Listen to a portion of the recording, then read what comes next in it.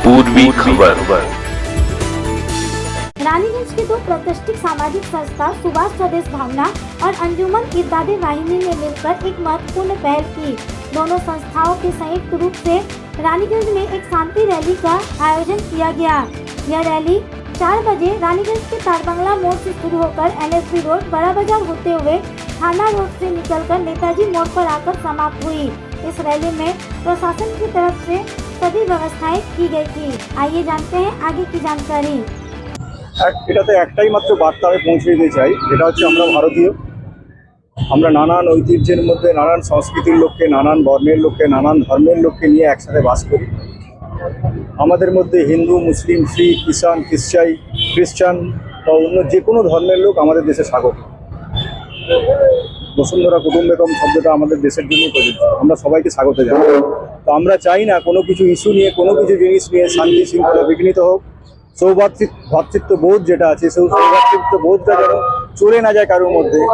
হিন্দু বিপদে পড়লে মুসলিম পাশে দাঁড়াবে, মুসলিম বিপদে পড়লে হিন্দু পাশে দাঁড়াবে, খ্রিস্টান বিপদে পড়লে মুসলিম পাশে দাঁড়াবে, হিন্দু পাশে দাঁড়াবে, জৈন বিপদে পড়লে হিন্দু, মুসলিম, খ্রিস্টান সবাই মিলে একসাথে পাশে দাঁড়াবে।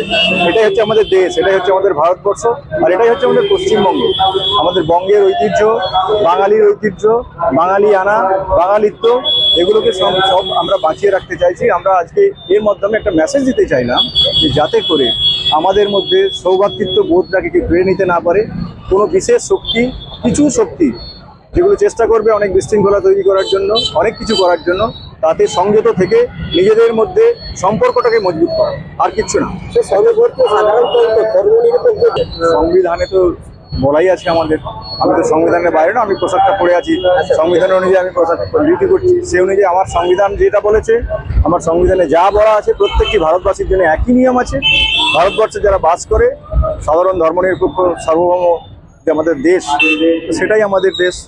এই দেশটাকে বাঁচিয়ে রাখতে হবে, আগামী প্রজন্মের জন্য এই দেশটাকে আরও উজ্জ্বল দেশ উপহার দিতে হবে। এখানে বিচ্ছেদ, বিভেদ, বিতৃষ্ণা, বিশৃঙ্খলা, তারপরে হিংসা, এগুলোর জন্য কোনো স্থান না হয়, সেটা আগামী প্রজন্মকে আমাদের দিয়ে যেতে হবে। वहीं इस रैली की जानकारी देते हुए सुभाष स्वदेश भावना संस्था के अध्यक्ष गोपाल आचार्य ने कहा कि देश में फैली हुई नफरत को लेकर वे बहुत चिंतित है। कुछ राजनेताओं द्वारा धर्म और जाति के नाम पर लोगों को तोड़ने की कोशिश की जा रही है। बंगाल में हुई कुछ दुर्भाग्यपूर्ण घटनाओं का जिक्र भी किया गया।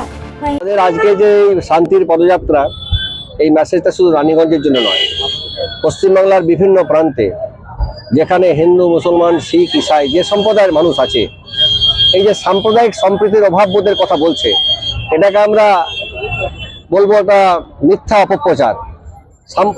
দুষ্কৃতীদের কোনো সম্প্রদায় হতে পারে না, তারা কোনো জাতের হতে পারে না, তারা একটা সামান্য কয়েকজন গোষ্ঠী, আমরা বৃহত্তর সমাজ। তাই আমরা সেই অশুভ শক্তিকে প্রতিহত করার জন্য আমরা রাস্তায় নেমেছি। এবং ভারতবর্ষের তারা পশ্চিমবাংলার যে কোনো জায়গাতে যদি কোনো সম্প্রদায়ের উপর আঘাত আসে, আমি জানবো আমার উপর আঘাত। তাই প্রত্যেক সম্প্রদায়কে আমরা আজকে সংকল্প নিয়েছি যে আমরা এবার থেকে অঙ্গীকার করব যে আমরা কারো বিপদ আসতে দেবো না, বা অশুভ শক্তির কাছে আমরা অশুভ শক্তিকে আমরা প্রতিরোধ করব। তাই জাতি বুঝবো না, আমরা সেখানে কিন্তু একটাই জাতি, আমরা ভারতবাসী। আমরা ভারতবর্ষের যে অখণ্ডতা, সেই অখণ্ডতা রক্ষার জন্য আমাদের পূর্বপুরুষরা নেতাজি সুভাষচন্দ্র বোস, কবি কাজী নজরুল ইসলাম, বা দেশবন্ধু চিত্তরঞ্জন দাস, আব্দুল কালাম আজাদ, প্রত্যেক যে মহাপুরুষ ছিলেন আমাদের, প্রত্যেকের প্রতি শ্রদ্ধা রেখে আমরা সেই সংকল্প নিচ্ছি যে প্রাচীন ভারতবর্ষ, প্রাচীন বাংলার যে ঐতিহ্য, যে সম্প্রীতির আমাদের বাংলা, সেই বাংলাকে আমরা অশুভ শক্তি দ্বারা খণ্ডিত হতে দেবো না, বা কোনো আঘাত আসতে দেবো না। রানীগঞ্জের মানুষ, আমরা জানেন আপনারা ভালো করে, রানীগঞ্জ বহু প্রাচীন শহর, হিন্দু মুসলিম এখানে আছে। আমরা দেখেছি বিভিন্ন সোশ্যাল মিডিয়াতে কিছু কিছু ভুয়ো খবর ছড়ায়, বা পানের দোকানে, চায়ের দোকানে হিন্দু মুসলমান নিয়ে এক শ্রেণীর মানুষ স্পষ্ট বলতে থাকে। কিন্তু ভাই, একটা কথাই বলবো, হিন্দু বা মুসলমান বলে তাদের ডাকো না, তাদের দুষ্কৃতি বলে ডাকো। কারণ মুসলমান খারাপ, হিন্দু খারাপ এ বলে হতে পারে না। উগ্র হিন্দু বা উগ্র মুসলমান বলে কিছু হয় না, তারা দুষ্কৃতি। সেই দুষ্কৃতীদের আমরা চিহ্নিত করে তাদের উপযুক্ত শাস্তির ব্যবস্থা প্রশাসনের কাছে করব।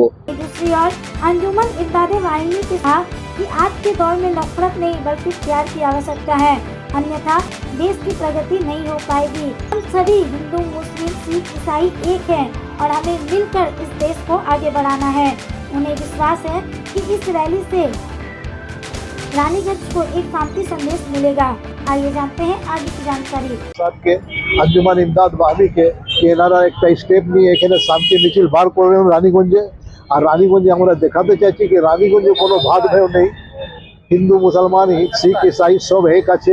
আমরা এই বার্তাটা পুরো ওয়েস্ট বেঙ্গলে ছড়াতে চাইছি যে যেমন আপনারা সব ঠিক থাকুন, কোনো মানে ভুলভাল খবরে কোনো গুজবে কান দেবেন না, শান্তি বজায় রাখুন।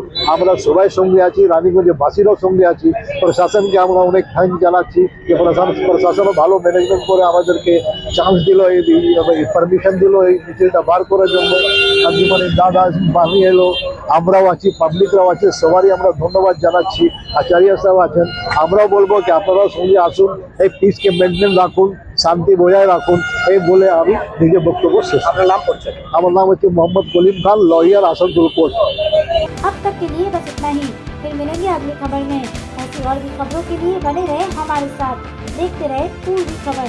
कैमरामैन सोनू के साथ राजेश बर्मन की रिपोर्ट। हमारे चैनल को लाइक शेयर सब्सक्राइब करना ना भूलें और बेल आइकन को दबाना ना भूलें और देखते रहें पूर्वी खबर।